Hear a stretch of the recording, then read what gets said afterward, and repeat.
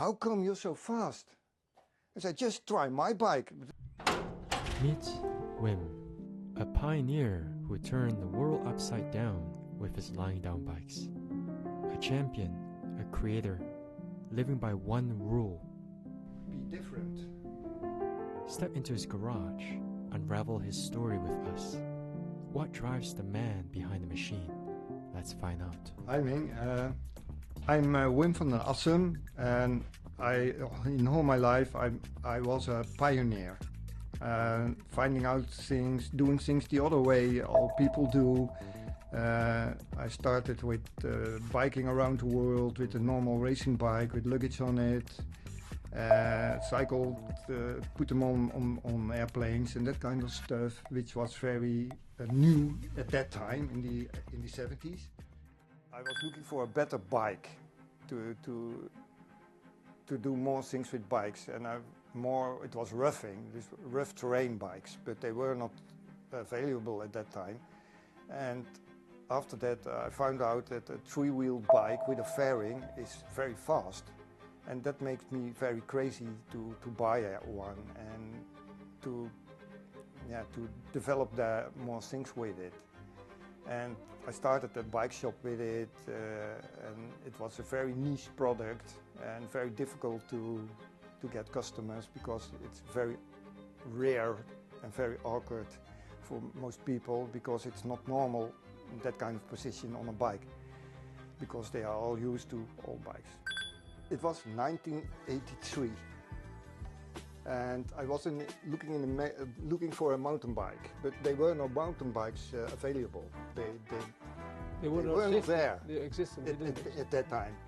But I was doing a lot of cycling, and I want to go to England, and you have walking paths, and you can cycle on it. But my spokes broke, and my rim went wrong and went on this way. So I had a problem with that. So I was looking for a stronger bike. And in America there was one firm specialized, and they made the stump jumper, and that was the first mountain bike. So I was looking in all kinds of magazines for better bikes. But I came across a magazine, and this bike was in that magazine. Yeah, this is very. This one. It's a unique one. This is a unique one. One of the first. And it's one of the first recumbent bikes, and it's made by Mike Burrows in England. When you turn and you go very fast through an axle,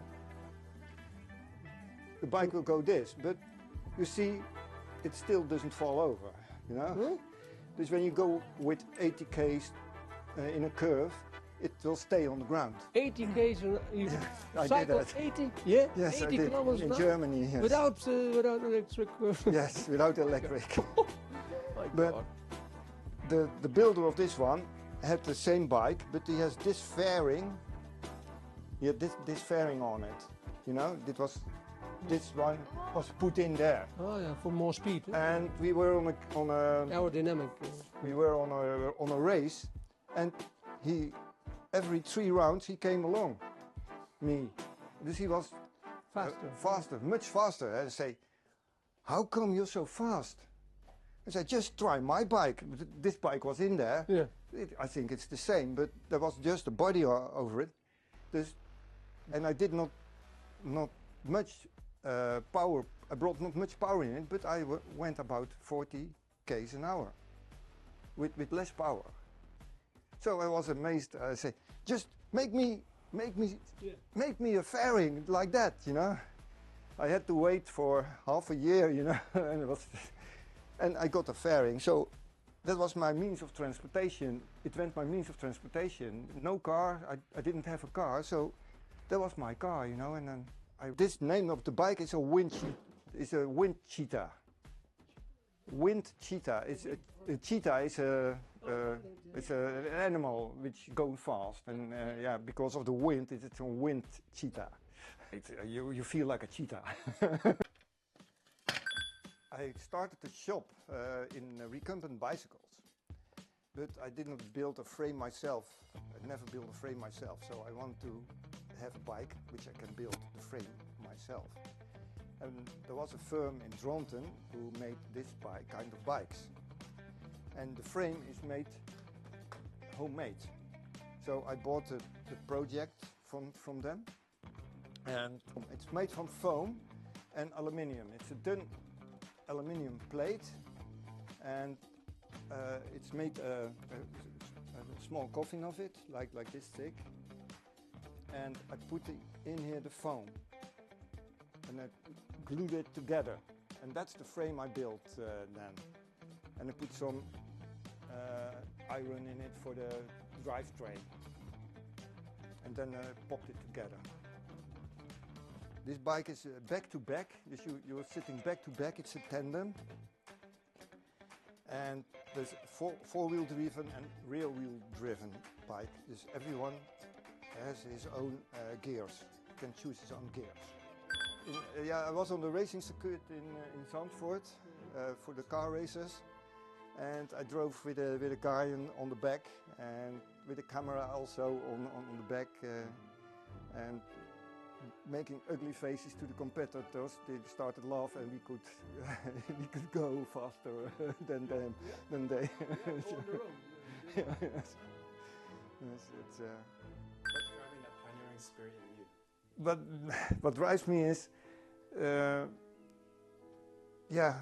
what drives me is that I notice that sometimes things have to change directly to the opposite, which is most of the time better.